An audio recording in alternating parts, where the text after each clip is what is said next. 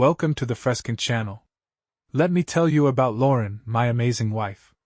From the moment we got married a few years ago, she's been everything I could ask for: kind, loving, and dependable. We've built a solid relationship and a happy life together. Not once had she given me any reason to doubt her loyalty, or feel the slightest bit jealous. That's why it caught me off guard when she asked me to meet the vice president of her company. 3 years ago, Lauren started working at Global Connections, an international entertainment firm. She climbed the ranks quickly and now holds the position of marketing manager. As you can imagine, her role has her mingling with all sorts of people, attending events, conferences, and high-level meetings. The company's clients include big names like the New York Knicks, the Chicago Bears, and the New England Patriots. With her bubbly personality, sharp mind, and professional demeanor, she's a natural in the marketing world.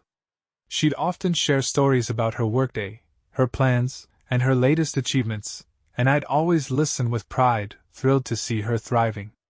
Lauren has her sights set on becoming the vice president of marketing, and she's putting in the effort to make that dream a reality. Global Connections is a British company with offices worldwide. The current vice president of marketing, Eric Bosey, is an accomplished man in his early 50s. He's worked his way up the ladder and earned his success, though his personal life seems a bit more complicated: 3 marriages and 9 kids, with 3 from his current wife. When Lauren mentioned Eric to me, I couldn't help but chuckle and think, well, at least he can afford all those alimonies.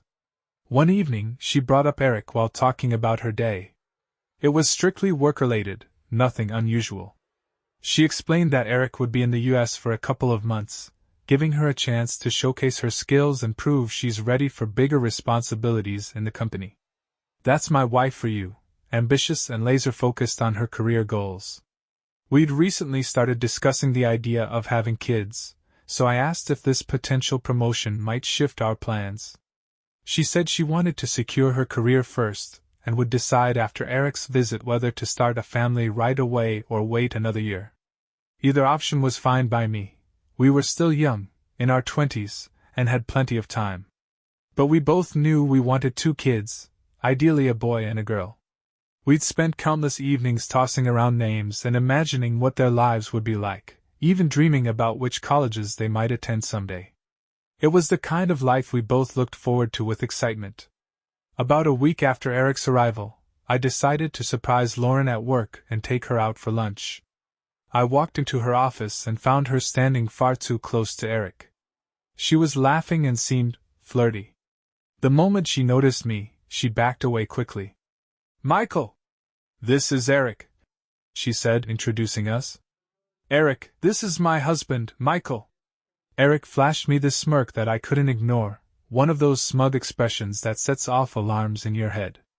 Then Lauren added, "Remember Michael? I told you he'd be here for a short time from our corporate office." Then it happened again. That smug, self-satisfied smirk crept across his face as he spoke. "Well, hello there. So, you're the little husband. Nice to meet you," he said in that smooth British accent, then added, "But I'll have to excuse myself. I'm running late for a meeting." Without waiting for a response, Eric walked out of the office, clearly avoiding any further conversation. I stood there, stunned and fuming. His greeting wasn't just dismissive, it was downright insulting, especially for someone in his position. "Lauren, what the hell was that?" I blurted out, my voice low but sharp. "Why were you clinging to him and giggling like that?"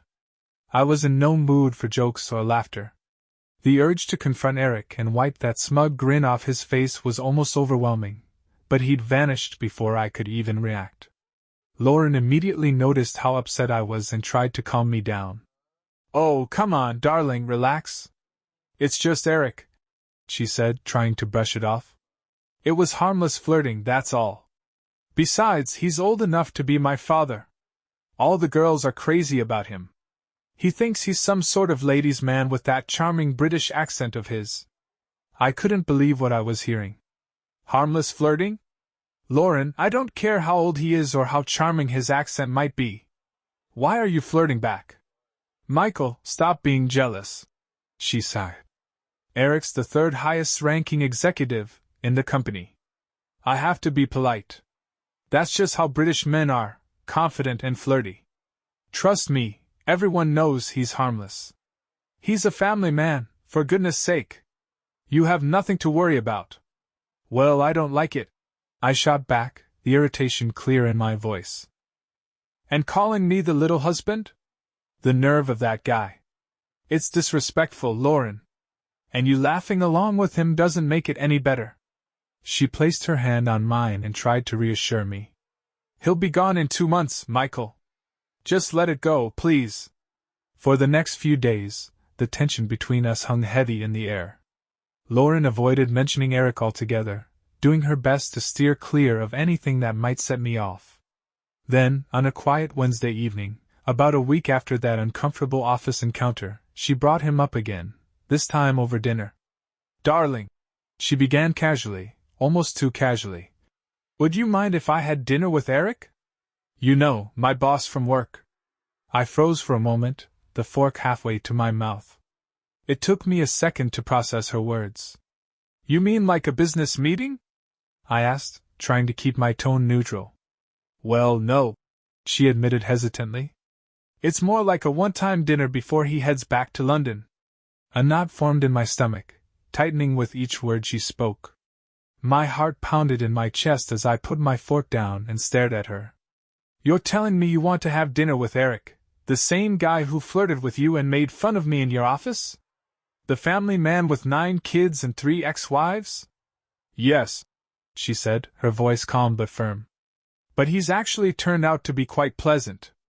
He won't be here much longer, and after he leaves, I'll probably never see him again. It's just one dinner, Michael. Nothing romantic, just a bit of fun. Honestly, it could even help my career. My jaw clenched as I listened. So let me get this straight. You want to go on a date with Eric, the guy who openly flirted with you, insulted me, and thinks he's God's gift to women? Michael, she said, exasperated. It's not a date. It's just dinner. You're always traveling for work, and I figured one night out shouldn't be such a big deal. I leaned forward, my voice firm and unwavering. Listen to me, Lauren. Let me make this crystal clear.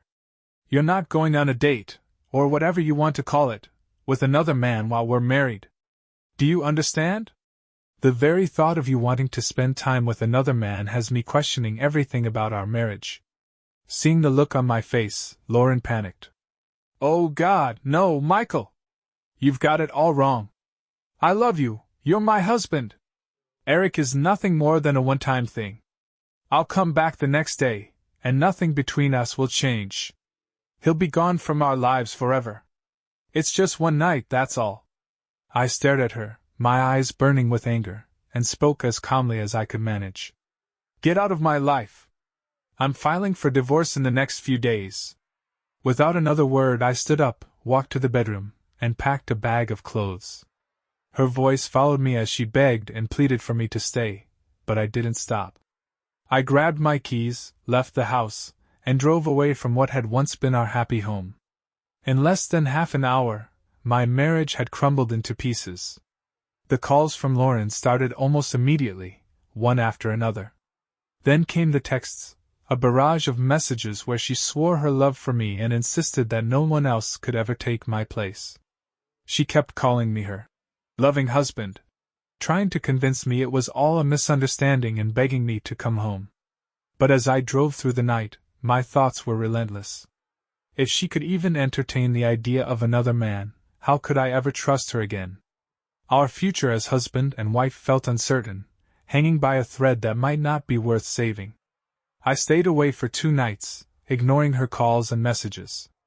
I called work to let them know I was taking time off and told them to say I'd gone out of town on business if she asked. Meanwhile, Lauren's mind was reeling. Ever since Eric walked into the office, he'd been the center of attention. He was tall, built like an athlete, and had that British accent that seemed to mesmerize every woman in the room. His confidence and charm were magnetic, and from the moment he met me, it was clear he'd taken a special interest. Eric's compliments, private meetings, and shared lunches didn't go unnoticed. The other women in the office were envious, and their jealousy came with constant encouragement. Married or not, they all seemed ready to jump at the chance to be in my shoes. "Lauren," they'd say, "he's asked you out more than once. Any one of us would kill to be you right now. He's so handsome, and that accent? It's enough to make anyone swoon. Just go out with him, have a little fun. Michael doesn't need to know, and Eric's leaving for London soon anyway. There won't be any issues afterward." The pressure from my coworkers was relentless. Day after day, they'd push me toward Eric, and eventually I caved. But deep down, I knew I couldn't do something like that behind Michael's back. That's when I thought of asking him for permission, just one dinner, one night. Surely he'd understand. The girls at work assured me it was harmless. "Michael will get it," they'd say. "He'll let you go just this once." But when I brought it up with him that night, his reaction was something I never expected. The anger in his voice, the look in his eyes, it was like nothing I'd ever seen before. It wasn't supposed to go this way. Now he's gone, and I'm left here alone, trying to make sense of what happened. In my desperation, I called Megan. She and I had started working in the same department 3 years ago, and we'd been close ever since. Through my tears, I choked out, "Megan, it's Lauren. He's gone. Michael left me. Lauren, what's going on?" Megan's voice was calm but curious as Lauren poured her heart out over the phone. "I told Michael I wanted to have dinner with Eric," Lauren said between sniffles. "He just got up, packed a bag, and stormed out of the house. He even said something about divorce. Megan, I'm terrified I've lost him." "Nonsense," Megan replied with confidence. "He's just upset, that's all. You bruised his fragile male ego, but trust me, he'll cool off and come back. You haven't actually done anything wrong, and deep down, he knows that. He might sulk and stew for a while, but he'll forgive you eventually. In the meantime, let's come up with a better plan to get you and Eric together." "No," Lauren said firmly, her voice trembling. "I don't want that anymore. I just want my husband back." "Relax, Lauren. Pour yourself a glass of wine and take a deep breath. Everything will be fine. I'll see you at work tomorrow." But despite Megan's assurances, the planning for Lauren's affair continued. Michael returned home 2 days later, but instead of reconciling, he moved into the second bedroom. Megan had been right about one thing: Michael was furious. However, his anger ran deeper than anyone could have anticipated. Though Michael still loved Lauren, he was at the brink of divorce. He made it clear that if she so much as mentioned Eric's name again, their marriage would be over. At the very least, counseling seemed inevitable. Over the next week, Lauren tried everything to win back Michael's forgiveness. She cooked his favorite meals, left sweet notes for him, and avoided any mention of Eric or work altogether. But the intimacy between them was non-existent, and Michael kept his distance. Eventually, after a week of seeing his wife make an effort and feeling the tension of their unresolved conflict, Michael decided to let go of his anger. One evening, they shared a passionate night together, and by morning, Michael had forgiven Lauren. However, his forgiveness came with a firm warning. "This is your last chance," he said sternly. "Next time, I won't come back." Lauren promised she'd never make such a mistake again. She even confided in the women at work, admitting how close she'd come to losing her husband over her foolish decision. But the girls at the office weren't deterred by her change of heart.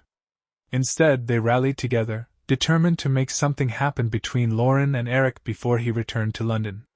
What started as casual encouragement became a full-blown group project. It was Amber who came up with a plan that took things to the next level. Gathering the marketing team around her, she shared her idea with enthusiasm. "Ladies," Amber began, "in 2 weeks, we're having our year-end celebration dinner at the Hyatt Hotel. It's going to be a formal event with live music and dancing, and this year, they've invited spouses to attend." The group exchanged curious looks as Amber continued. "Here's where it gets interesting. My husband, Ryan, works as a sales rep for a pharmaceutical company that specializes in anesthesiology. His company recently developed a new formula for midazolam. For those who don't know, midazolam is a sedative given to patients before surgery.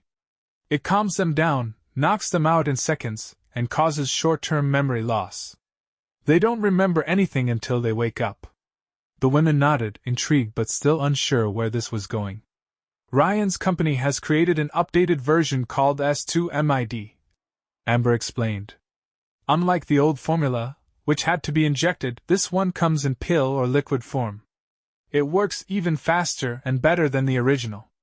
Ryan's been selling it like crazy. Megan raised an eyebrow. Okay, but how exactly is that supposed to help us? Amber grinned. I'm so glad you asked, Megan.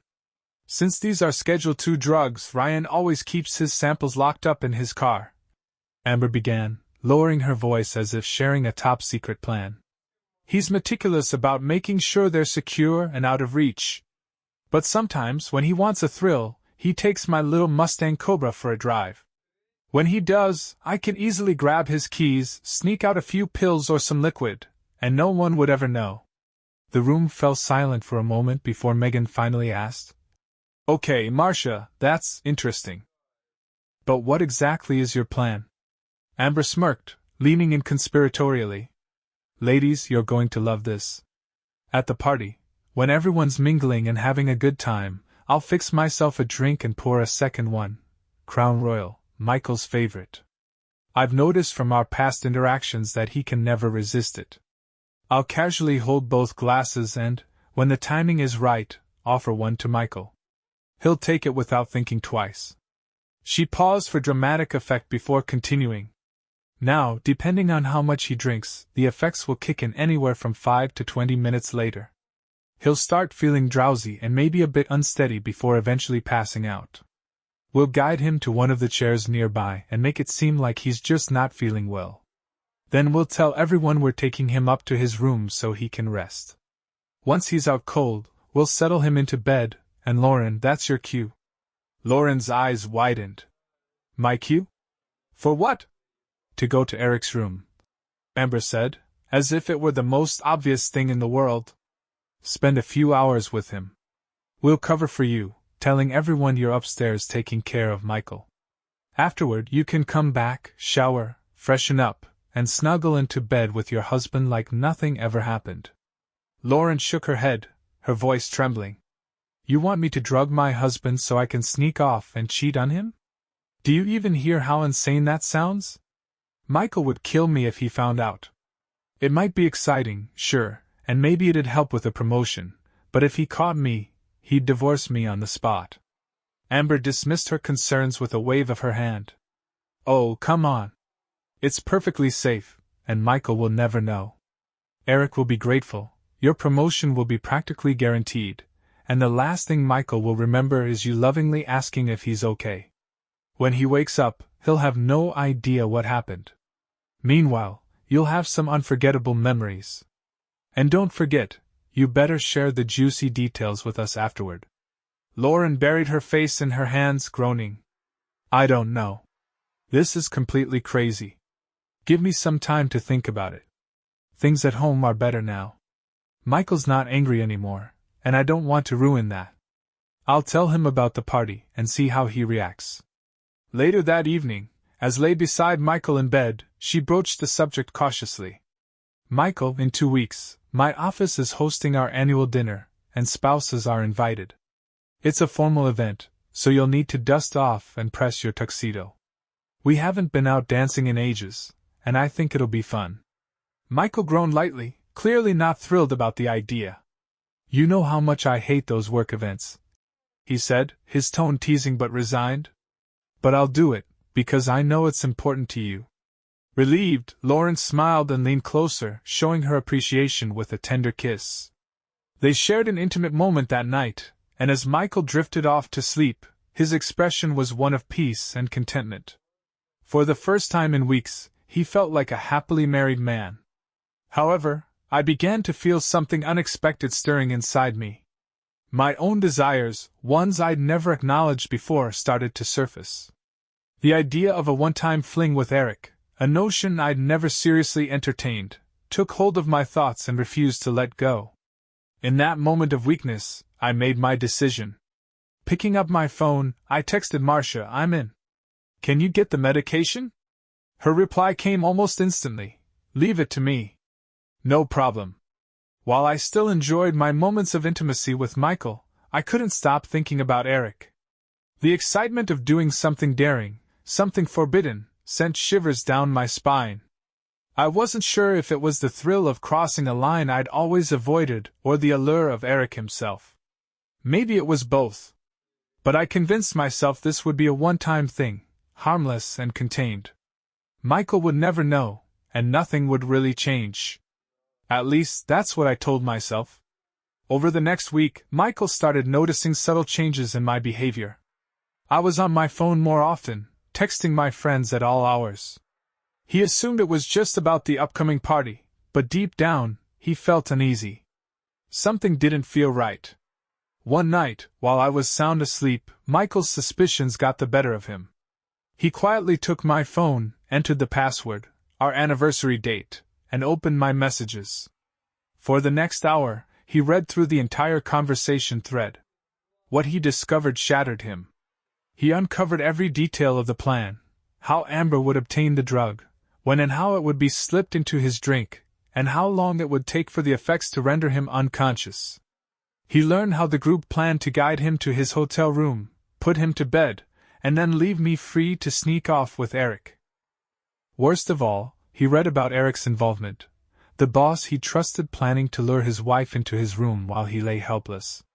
Michael's heart pounded as he read about how I would return after the deed, freshen up, and crawl into bed beside him, pretending everything was fine. It was all there in black and white. The betrayal, the deceit, and the cold, calculated manipulation. His hands trembled as he backed up every message to the cloud, ensuring he had evidence of it all. Then he returned my phone, placed it back where he found it, and tried to sleep. But sleep wouldn't come. The woman he loved, the person he trusted above all others, had planned to drug and betray him in the most intimate way imaginable. This wasn't just a mistake, it was war. Michael resolved to take action. He played the part of the loving husband, hiding his anger and disgust while continuing to monitor my messages. He needed to stay ahead of the plan, to anticipate every move. He had to be ready. A few days later, he made a call to his Uncle Bob, his godfather and a retired police officer. Uncle Tom listened intently as Michael explained everything. Together, they devised a counterplan. This wouldn't just be about stopping me and Eric, it would expose the entire group involved. Uncle Tom brought in Ellie Johnson, his former partner from the force, who was sharp, discreet, and more than capable. Ellie then contacted two of Michael's old army buddies, Logan Marks and Ethan Jones. Both men were reliable, tough, and ready to help. Each member of the team had a role to play. Ellie would shadow Michael at the party, ensuring he didn't consume anything laced with the drug. Uncle Bob, Logan, and Ethan would handle the heavy lifting that came later. As the night of the event approached, Michael kept his cool, acting like everything was normal. But inside, he was preparing for the moment when the truth would come crashing down. This time, the betrayal wouldn't go unanswered. As we prepared to leave, Lauren emerged from the bedroom in a dress that left little to the imagination. Its deep neckline drew attention, and she paired it with black stockings that had seams running up the back and a pair of high heels that accentuated every step. Her makeup was flawless, and her hair had been styled to perfection. She looked stunning, except it wasn't for me. The realization hit me like a punch to the gut. She wasn't dressing up for her husband. She was doing this for him, Eric. The thought that she had gone to such lengths for another man was a betrayal so deep I could hardly breathe. "You look very sexy tonight, darling. Is this all for me?" I asked, keeping my tone light even as anger burned inside me. "Of course, dear," she replied smoothly, flashing a smile. "I want you to show off your beautiful wife and be proud of her." I almost choked on the bow rising in my throat. How easily she lied, spinning words meant to pacify me while hiding her true intentions. This wasn't about us. This was about her, about him. She was planning to drug me and have a night with another man, all while her colleagues, who were fully aware of her scheme, watched me with smug amusement. My dad's words echoed in my mind. Son, women can be irrational when caught up in their emotions or desires. Don't try to make sense of it, you'll just end up frustrated. When we arrived at the party, Lauren's friends quickly surrounded her, pulling her into their circle. At the center stood Eric, holding court like a king addressing his subjects. I stayed back, scanning the room for Ellie. She was stationed near the bar, keeping an eye on the drinks, just as we'd planned. As I approached the group, Eric wasted no time asserting his dominance. Lauren was beside him, his arm resting casually around her waist as they laughed together. I could feel the blood boiling in my veins. My instincts screamed at me to grab her, to pull her away from this farce, but I forced myself to stay calm. Acting now would ruin everything. Instead, I stood on the periphery, pretending to mingle while my stomach churned. Eric's voice carried over the crowd as he told joke after joke, his confidence radiating. Then, his eyes locked on me, and a wicked grin spread across his face. "Well, look who's here, the accountant," he called out mockingly. "Welcome, little man!" Laughter erupted, and Lauren turned to glance at me, her expression briefly shifting before she joined in. My heart sank as I watched her laugh at my expense, completely oblivious to the pain she was causing. Eric wasn't done. He smirked and added, "Hey, Michael, I've got a few jokes for you. What do accountants use for birth control? Their personalities." The room roared with laughter. Lauren was laughing too, which cut deeper than I thought possible. My pride was in tatters, but I clenched my fists and stayed silent. Letting my emotions take over would jeopardize everything. Eric continued, his voice dripping with condescension. "You're a typical accountant, boring and predictable. Got another one for you. Why don't accountants play hide and seek? Because good luck hiding from that personality." Each joke was met with more laughter, and my wife stood there, captivated by Eric's performance. She was so engrossed in his charm that she didn't even glance my way. In that moment, it felt like I didn't exist in her world. Then, as if twisting the knife wasn't enough, Eric looked at me and quipped, "Your wife has amazing W2 sneakers, Michael. I guess that's the most excitement you'll ever get in tax season." The crowd roared again, and I swallowed my anger, forcing myself to stay calm. This humiliation, this moment, everything had to play out. Our plan was in motion, and I had to trust it would expose them all in the end. My wife found the jokes amusing. "Oh, baby, let me withhold you," she giggled, earning more laughter from the group. Someone chimed in. "Technically, sex with an accountant is a charitable contribution." And Lauren laughed even louder, her voice cutting through my growing anger. As if that wasn't enough, Eric added, "In Michael's office, Iris must mean I'm really sexy." The group burst out laughing again, and I felt my chest tighten. Eric smirked, his tone dripping with mockery. "If I help you fool Uncle Sam, can I be next?" That was it. I had reached my limit. My humiliation had gone far enough. Without a word, I turned and started walking away, my fists clenched at my sides. "Come on, Michael," Eric called after me, his voice full of smug laughter. "Don't be such a sourpuss, little man. I was just joking." Rage burned in my veins as I marched off. Sure, Eric was a few centimeters taller than me, but at 185 centimeters and 90 kilograms, I wasn't exactly small. If I wanted to, I could have snapped that arrogant Englishman in two in a matter of seconds. Lauren knew that, or at least she used to. But tonight, it felt like I was the only one who remembered. What was she thinking? Was she so dazzled by Eric's charm that she'd forgotten her own husband? Did she truly believe I'd just stand there and take the disrespect she was throwing my way by letting him humiliate me in front of everyone? As I stormed away, I suddenly felt a hand wrap gently around my waist. I turned, startled, to find Lauren. "Honey, he was just joking," she said softly. "Come with me." I stopped and stared at her, incredulous. "Are you out of your mind?" I hissed. "You stood there, with his arm around your waist, laughing at me while he humiliated me in front of everyone, and now you want me to go back? What kind of loving wife does that? I've never been so humiliated in my life." I could feel the anger radiating off me. For God's sake, I make more money as an accountant than any of those jerks, and you just went along with it, treating me like I'm some clown. Just go, Lauren. Go back to that loudmouth. You two deserve each other. Michael, I'm so sorry, she pleaded, her voice trembling. Please don't be mad. Let's sit and talk at our table for a few minutes. Reluctantly, I let her guide me to our table. As we sat down, I noticed Ellie a few meters away, casually observing the situation, ready to step in if needed. Lauren leaned in close, focusing all her attention on me, trying to soothe my anger. I took a sip of my second drink and felt my nerves start to settle, if only slightly. Then, out of the corner of my eye, I saw him, Eric. He strutted over to our table with that infuriating grin plastered on his face, extending a hand as if we were old pals. No hard feelings, buddy, he said, as smug as ever. Get lost, jerk, I snapped, my voice firm and unapologetic. The table fell silent. Lauren's eyes widened in shock. Michael, he's my boss, she whispered, her tone scolding.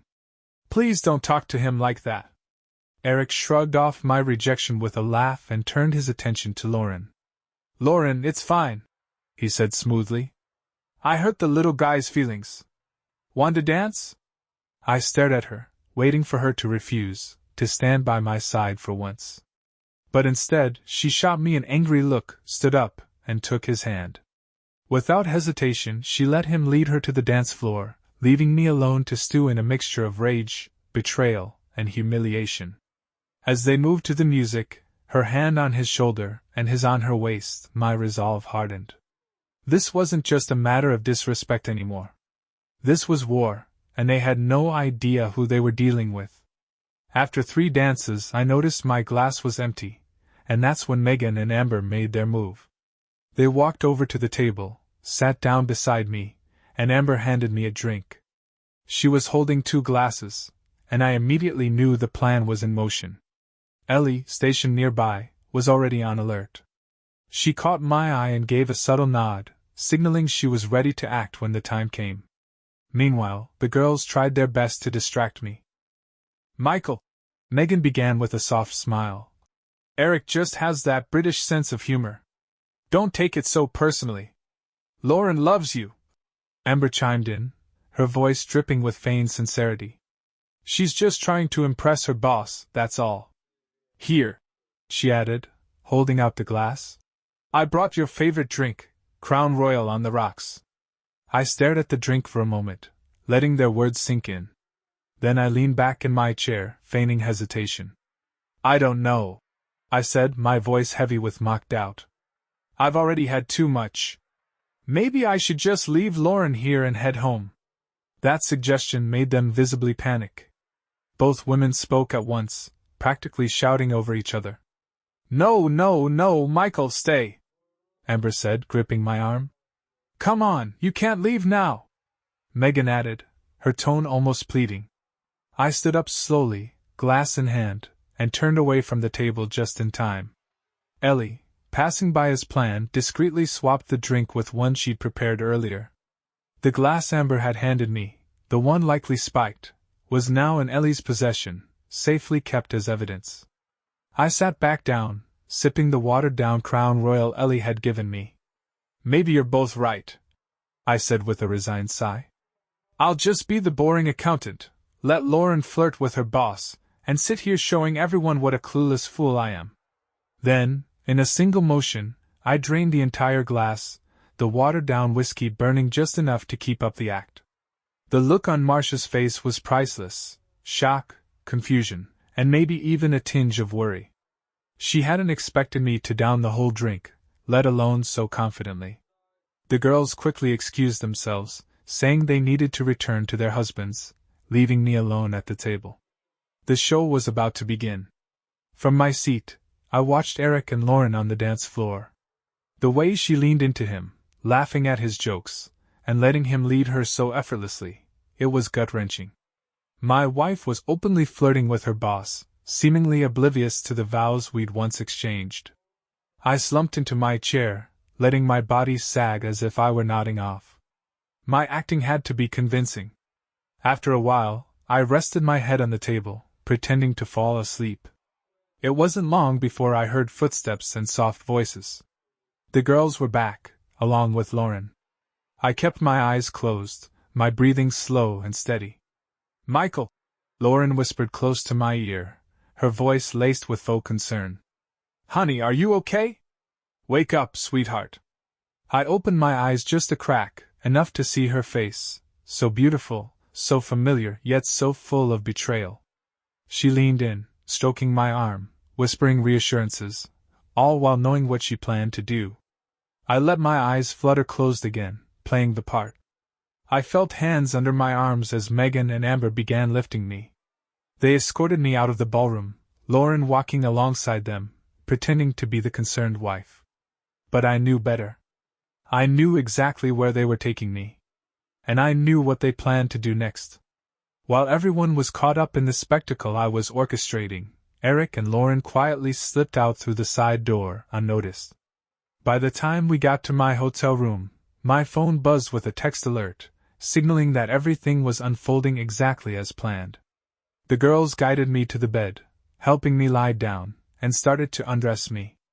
I couldn't help but grin as I heard their audible reaction, a mix of shock and amusement. "Wow!" Megan blurted out, her surprise unmistakable. "Lauren never said he was this well endowed. Honestly, I don't think Eric holds a candle to Michael. If Lauren leaves him, I wouldn't mind a shot at that." She paused, her voice tinged with disbelief. "I can't believe Lauren's cheating on him, though. Then again, here we are, all tangled up in this." "Enough, Megan," one of the others snapped, cutting her off. "Let's just get out of here." Once the door clicked shut behind them, I got up, shaking my head and chuckling at their candid remarks.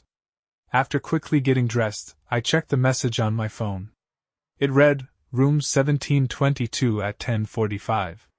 I had precisely 15 minutes to make my way there and meet up with Bob, Jimmy, and Logan. I swung by the bathroom to freshen up, grabbed my brass knuckles from the drawer, and headed out. By 10:45 sharp, the four of us were standing just outside room 1722, barely half an hour after the cheating duo had checked in. Uncle Bob's part of the job was simple: get us inside and then bow out. We couldn't risk him getting involved in what was about to go down next. Bob knocked on the door, rapping 3 deliberate times, knock, knock, knock. From inside, Eric's voice called out, "Who is it?" "This is Sergeant Connor with the NYPD.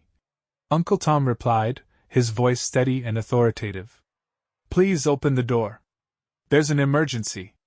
Holding up his old badge to the peephole, Uncle Tom waited. A few seconds later, we heard the door creak open about 6 inches. That was all we needed. Uncle Tom turned on his heel and left, blissfully unaware of what was about to unfold, just as we'd planned it. Without hesitation, my army buddies, Ethan and Logan, stormed into the room. They grabbed Eric, stark naked, and pinned him against the wall like he weighed nothing. I stepped inside right behind them, my phone in hand, recording everything. On the bed lay my wife, Lauren, just as exposed as her lover. The look on her face when she saw me standing there, wide awake and very much in control, was pure, unfiltered terror. She hadn't expected to see me, not until morning at the earliest. My expression must have betrayed the storm of rage brewing inside me because Lauren seemed frozen in place. I stared at her for a long moment before turning my gaze to Eric, then back to her. "You cheated on me for this?" I finally asked, my voice low and simmering. I pointed at Eric's unimpressive frame. "You threw away our marriage for him? You drugged me, lied to me, and thought I wouldn't find out. You really picked the wrong guy to cross, Lauren. Both of you did." Then I turned my attention to Eric, my knuckles tightening as I adjusted the brass knuckles I was wearing. The fear in his eyes was unmistakable, locked onto the weapon glinting on my hand. "What's the matter, Eric?" I sneered. "No cocky remarks? No smug grins?" The big guy had nothing to offer except a stammered, "Sorry, please." But before he could get another word out, my fist connected with his face. I didn't stop until he was slumped on the floor, his nose shattered, blood pooling on the carpet. He wasn't unconscious, but he was close, reduced to a blubbering mess, crying like a scared kid. I turned back to Lauren, my voice steady but sharp. I'll probably go to jail for this, but you know what? Right now, I don't care. I'm sure you'll stand by your lover in court because he's all you've got left now. I paused, letting the weight of my words settle. And yes, Lauren, I knew everything. Your plan to drug me, lie to me, and sneak around with him? Yeah, I was onto it. You didn't even hesitate to go through with it while I was passed out in our hotel room downstairs. You didn't care what that drug might do to me, did you? No, you were too busy betraying me to think about that. Pointing to the bed, I continued. Then you planned to crawl back into my arms, playing the doting wife. You tell me how much you cared, how I'd had too much to drink at the party, and how you and the girls took care of me all night. Is that it? Tears streamed down her face, but I didn't stop. Well, here's my plan. First, you're not coming home until tomorrow afternoon. Noon, to be exact. Second, you won't call me, and you won't text me. Not a word. Tomorrow morning, I began coldly. You'll be served with divorce papers right here at the hotel. The courier's been instructed to wait until you sign them, and your signature will be notarized on the spot. I'm not interested in playing fair with this divorce, Lauren. I paused, letting the weight of my words sink in. You'll keep the house. It's got about $80,000 in equity, but I'll be taking every penny of our savings and retirement funds. The accounts are already empty, and your credit cards have been canceled, so don't bother checking the balances. I took a step closer, my tone hardening. The divorce terms clearly state that you waive any right to support from me. After that, we're done. We'll go our separate ways, and God willing, I'll never have to lay eyes on your unfaithful face again. Your car is paid off, so it's yours to keep, but as for everything else, the bills, the mortgage, the insurance, gas, electricity, it's all on you now. Good luck figuring that out. I could see her face pale as I continued. And about him? Don't worry. These videos I'm recording are going straight to his wife. That should speed up divorce number 4 for your lover. I couldn't help but smirk, though the anger still bubbled beneath the surface. But don't worry, Lauren, you've got time to catch up. Keep doing what you do best, and you'll get there soon enough. Her sobs grew louder, but I didn't stop.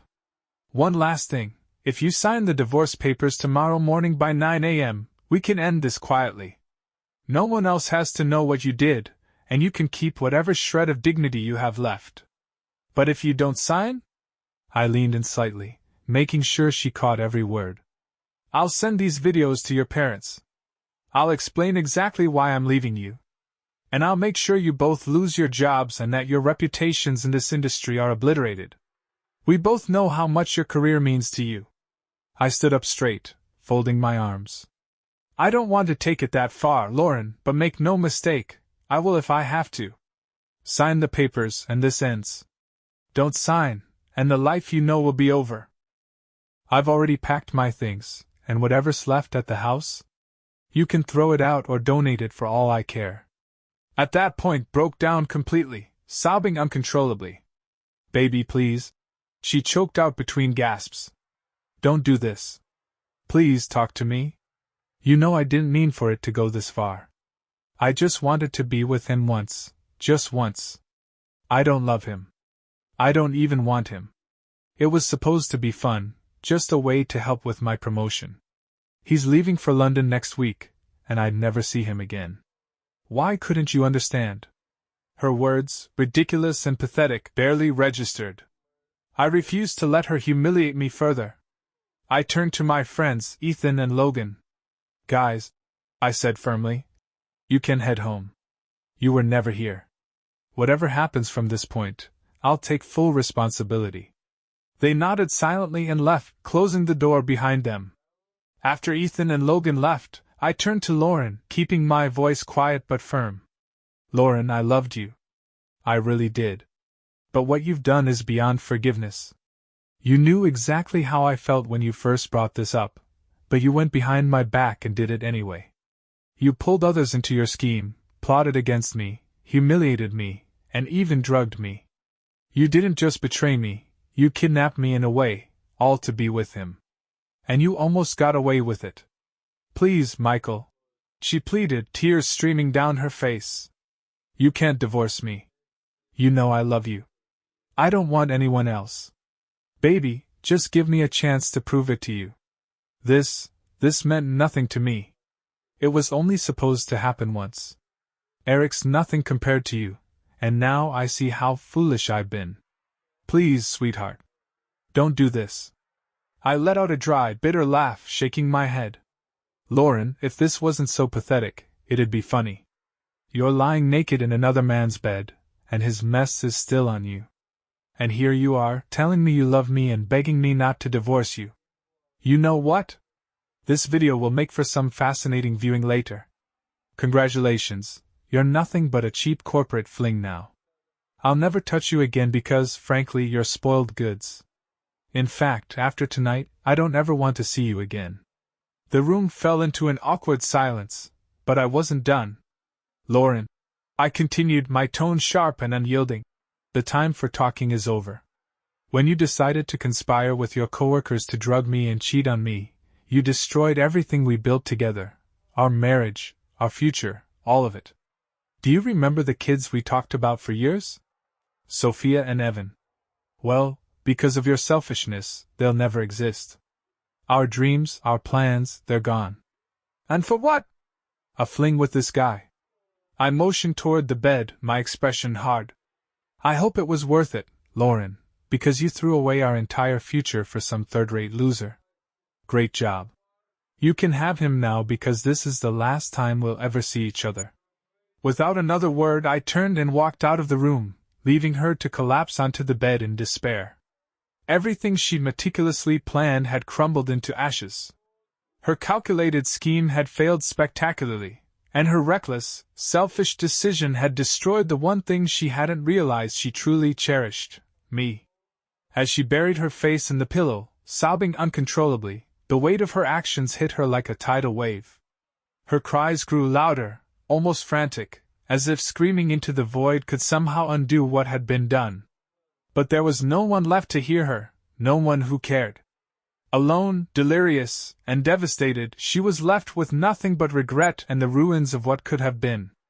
When Eric, still sprawled on the floor, finally regained consciousness, Lauren's voice cut through the tension like a knife. She screamed in desperation. But, Michael, the girls told me you'd forgive me because you love me. They said it would only be this once. It was just sex, for God's sake, just sex with Eric. Can't you understand and forgive me? I'll make it up to you. I'll never do anything like this again. Please don't leave me. I love you. But Michael was already gone. Her pleas echoed into an empty space, the damage far beyond repair. All Lauren could do now was face a bleak future without the man she claimed to love, a future shaped by her own reckless choices. The fallout came swiftly. Megan, Marcia, Eric, and Lauren were arrested and faced a series of serious charges, including conspiracy, kidnapping, drug possession, and assault with the use of drugs. In court, their fates were sealed. Megan received 2 years in prison for conspiracy. Marcia, deemed the mastermind behind much of the scheme, was sentenced to 10 years for conspiracy, possession, and assault. Eric was handed 2 years for his role in the conspiracy. The kidnapping charges were ultimately dropped. Lauren, too, was sentenced to 2 years for conspiracy. The repercussions didn't stop there. Naturally, Lauren, Marcia, and Megan lost their jobs, and their criminal records ensured their careers in their respective fields were over. After serving their sentences, they struggled to rebuild their lives, taking low-paying jobs they once considered beneath them and far from their former sense of entitlement. Marcia's husband, Ryan, also suffered due to the scandal. His association with her brought his career to an abrupt halt, leaving him unable to find work in his field.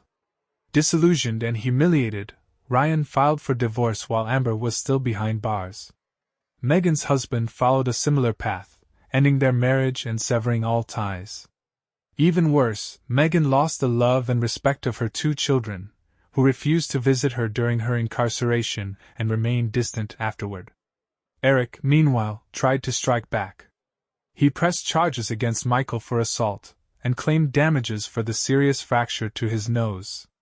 However, when the full story was presented in court, the jury found Michael not guilty. The narrative of Eric's betrayal and Lauren's manipulation painted a clear picture of provocation, and Michael walked free. Eric, however, wasn't as fortunate. His wife divorced him, disgusted by his actions, and he lost his job due to the criminal charges and ongoing allegations of sexual harassment at work. His once promising career was in ruins.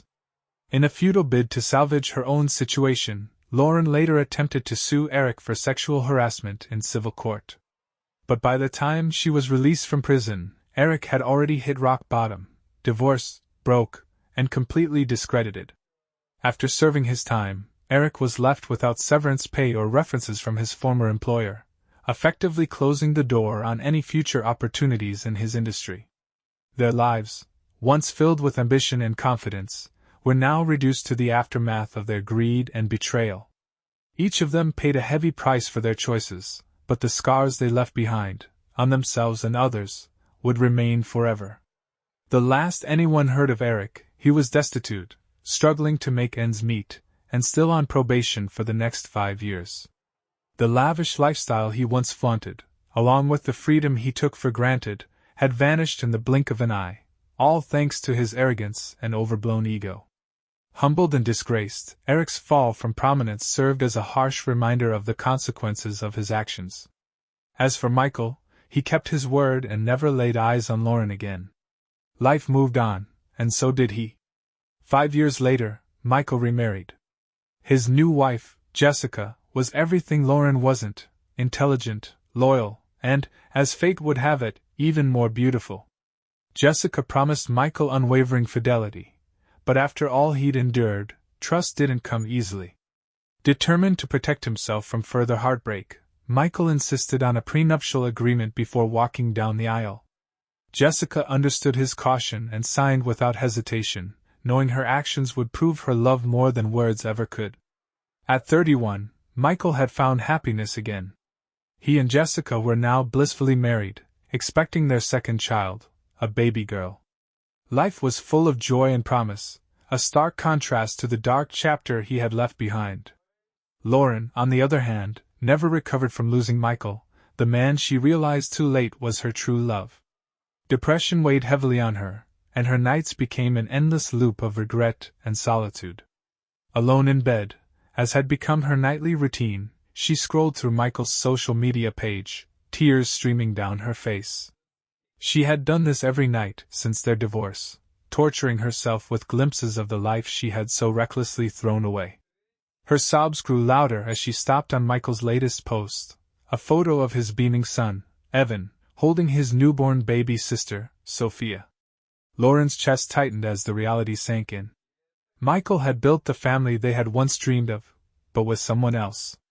The life they were supposed to share now existed without her, and it was her betrayal that had destroyed it. Lauren never remarried. The weight of her foolish and selfish decisions followed her everywhere, casting a shadow over her remaining years. She couldn't forgive herself for what she had done, not because of the act itself but because Michael had found out. The man she loved was gone forever, and with him, any hope for redemption. Some betrayals are born of selfishness, others are born of carelessness. But in the end, the regret isn't about the act, it's about getting caught. Goodbye, friends. Your frescont.